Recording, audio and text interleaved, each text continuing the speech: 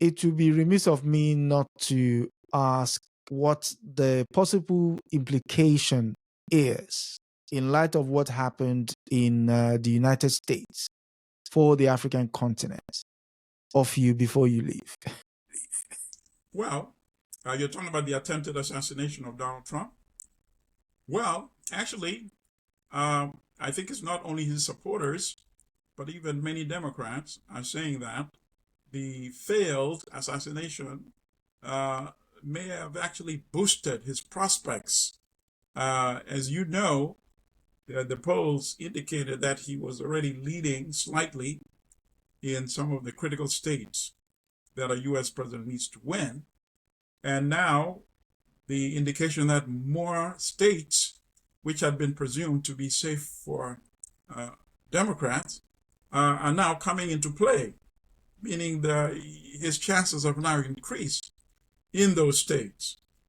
So I think if you ask anybody right now who follows closely, they would not be surprised if Donald Trump is reelected as president of the United States. In fact, I think people that follow closely and would have an honest opinion would say that the only way it seems that the Democrats can hold on to the White House is if they have a candidate other than Joe Biden. And of course, people still point back to when the concern really escalated after the presidential debate, where the president's age seemed to clearly show itself. There were moments when the camera captured him looking lost and confused, because he can't be helped being 81. That's what he is. He's 81. And there was that incident when he started talking about some of his policies, and then he lost his train of thought.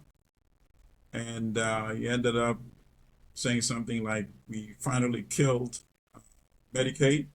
Obviously, he meant to say that we killed the COVID pandemic, you see? So those raised many concerns, and the conversation, that was the only conversation that was in most of media, establishment media at least, until this assassination attempt on Donald Trump, which actually now raises even much more concern, because his supporters have played it to his advantage. They now celebrate him as sort of like a messianic figure, not just a regular human being, and a courageous person who was not crawling and hiding, but the minute he was lifted to his feet, was not ducking, was actually pumping his fist in the air and urging his supporters to fight.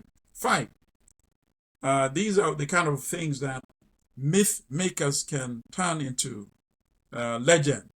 And it seems that that's precisely what the myth makers are now doing.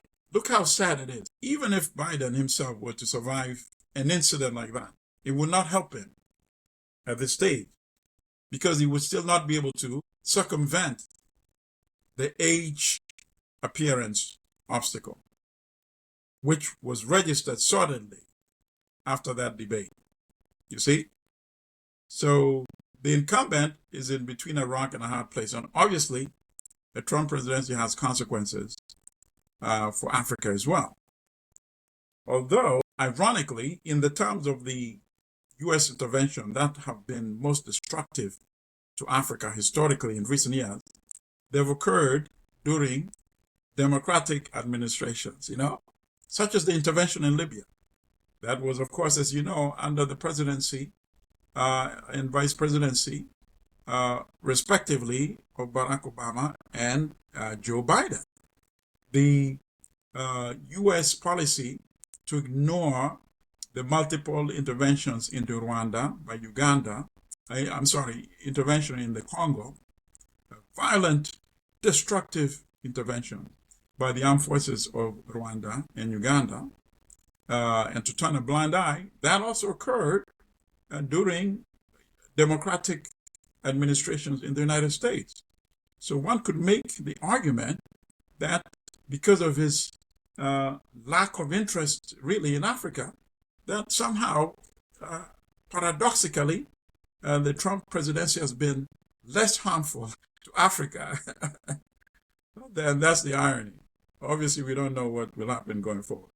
So that's my assessment. I mean, it's funny you mentioned that. Yeah, because obviously his lack of interest and lack of. But the problem is one final thought from you with regards to what is the consequences of his presidency for Africans in the diaspora.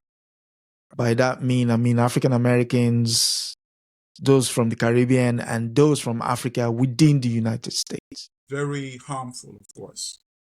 As you know, he's an avowed bully when it comes to immigration. He's an enemy of non-European immigrants. As he said at the time that he referred to Haiti and African countries as a collection of, whole places. At that same time, he also said that why can't we have more immigrants from places like Norway? You see?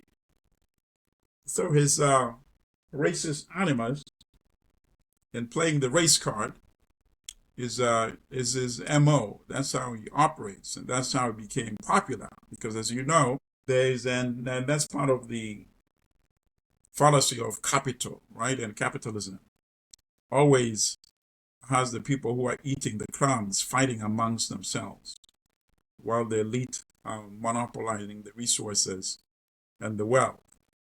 So now, in the last debate, he said immigrants are taking away black jobs. Think about that. And he knows that resonates. There is a segment of the lowly paid class that appeals to them by saying, well, yeah, these immigrants are taking these low wage jobs that I could be working, even though nobody really wants those type of back-breaking work. That many of them work actually not so much in the restaurants that you see here in the major cities. Many of them work on those farms, those fruit farms, like laboring, like almost in like enslavement-like condition, for very meager wages, Who would want to leave a city like New York or DC to go and work in those farms? See? But that's not how the way it's played out. And Trump knows that, and he knows it's effective, right? So he plays that propaganda. When he launched his first campaign, as you recall, he referred to Mexicans as drug dealers, rapists, and murderers, you see? And that resonates to also some working class European Americans, who blame their stagnant wages or the fact that they now need multiple jobs just to survive, blame it on immigrants, which of course is completely nonsense. It is that way because the very wealthy elite are increasingly monopolizing the greater share of wealth. Think about it. In a country where you can have a person like Jeff Bezos, how can anyone has their personal wealth? Think about that. And yet that is not seen as the problem. The problem is that immigrant who is working the most lowly wage paying job. And part of it, of course, is the media. Not part of it. The essential part of it is the media. And the media not really relating the narrative the way it should be related. That if you have a handful of Jeff Bezos, there's only so much wealth that can be allocated to the other parts of society. So they are the real culprits. But do you see a New York Times or a Wall Street Journal or a CNN depicting the problem as being the people like Jeff Bezos? No. Instead, you have this false narrative American dream. If you work hard enough, you too can become a Jeff Bezos, you see? So the Jeff Bezos are insulated, right? And that poor immigrant, who some of them now coming from Africa, going to Brazil, and then making through the Darien Gap, some dying along the way, and some after those hundreds of miles journeys, making it to Texas and making it to New York City. Some are sleeping on the streets now. Some are bicycle vendors because they're not allowed to work without, permit. So they're delivering lunches and all that. That is really who is the threat to the American worker. But you see, but the nonsense, so we have major challenge, we have major challenge to have a Trump presidency, very major challenge. And I was saying in a conversation with somebody that sometimes you need things to really get bad to really spark revolution. What we're seeing in African countries actually are aspects of revolution. Because even if, let's say, Ruto becomes so unpopular that the security forces step in, but Kenya is not associated with a coup, right? I'm just giving a very broad example because this is the point I want to make. And I could use this point for any other country, not necessarily Kenya. Even if the military steps in, the military would still have to address the same challenges, you see, of production, of debt, of not being able to create jobs, you see. And if the military are actually smart, they should not even bother. Let Ruto have that headache, Let the civilians have that headache. But sometimes it gets to a point where it's not tolerable.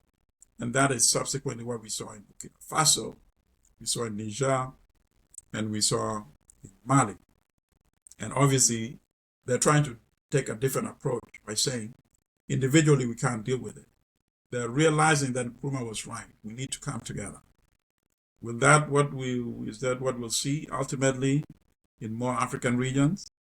I don't think there's any solution that is different from that.